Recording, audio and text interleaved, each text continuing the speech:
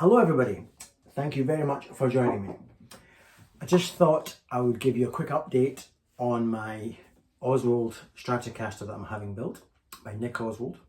Secondly, it may not be your thing, but I just wondered if anybody would like to join me in a drilling session over 4 or 5 guitars that I really have been thinking about for quite a while, that I really would love to own. But at my age, 51, and trying to save for retirement and working out, when could I retire at some point, guitars, I have to shut up shop. I can't really buy any more guitars. I've got more than I would ever need with these 5 guitars. But it doesn't stop me being a wee boy inside, and I still, one particular guitar has just got me, anyway, it might not be your cup of tea. So join me in a drilling session if you will. And lastly, I'll maybe stick 4 or 5 minutes at the end of this video just playing all 5 of my guitars and a bit of a mashup from my busking repertoire, which I've been doing quite a lot of busking just now because it's summertime. So for example, yesterday I was out in Perth, Scotland, and I earned 30 quid. I'm quite pleased with that. I earned 30 quid over 2 days.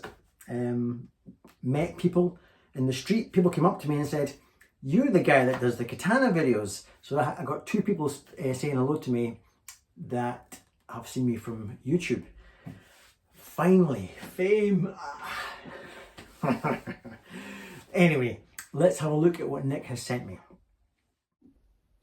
So here we have a beautiful piece of swamp ash, 1-piece, hardtail design.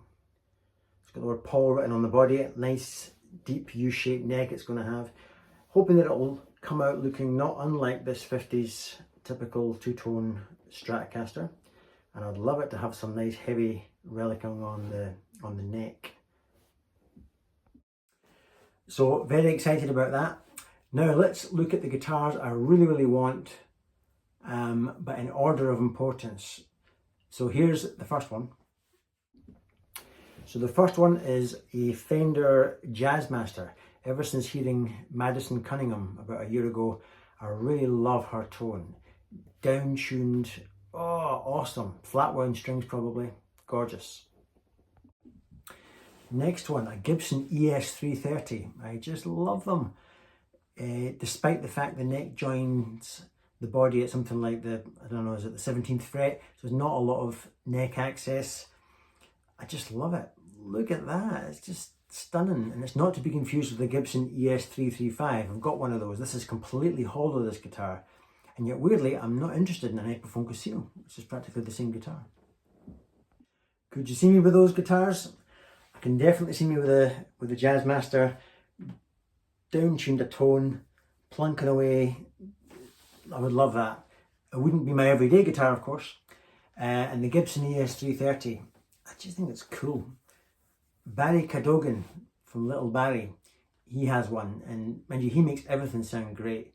But yeah, really fancy them. Right, moving on to the next guitar. Now we're really starting to get into territory that I really want. Right, here we have a Gibson SG, or should I say more accurately, a Gibson Les Paul, because this is the first year of issue. And I've never been an SG guy, but suddenly you put the rusty old Vibrola tailpiece on it, or that Maestro thing, and I just love it all of a sudden. Add a bit of Murphy aging. I need it. Yeah, I've been watching these Peach Guitars unboxing, and every time they bring out the SG and you tilt it to the light and you see all the cracking in the lacquer and the patina on the tailpieces, I just love it, and I know it would sound good. I know SGs sound fantastic. So I could see myself with that, and yet you take off the tailpiece, suddenly it looks aggressive and a rock machine. I don't want that.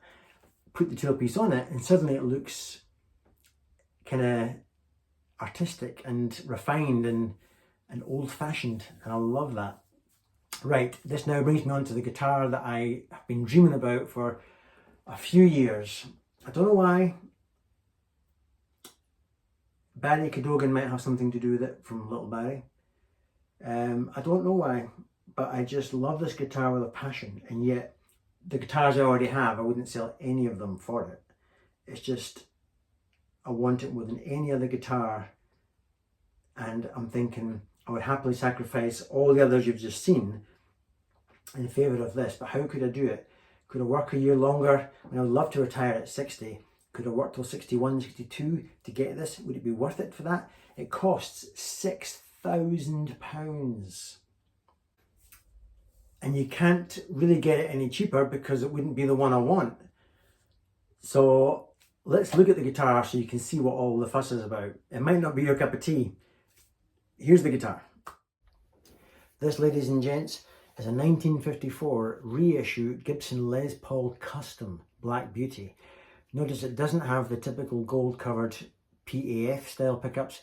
Instead it has the staple P90 in the neck and a normal P90 in the bridge. The white binding is cream now, it's completely aged. I love it. So that is currently the guitar of my dreams, other than the ones I've already got. The reason it would have to be the £6,000, I think it's £5,800 retail at the moment. It's a custom shop reissue 1954.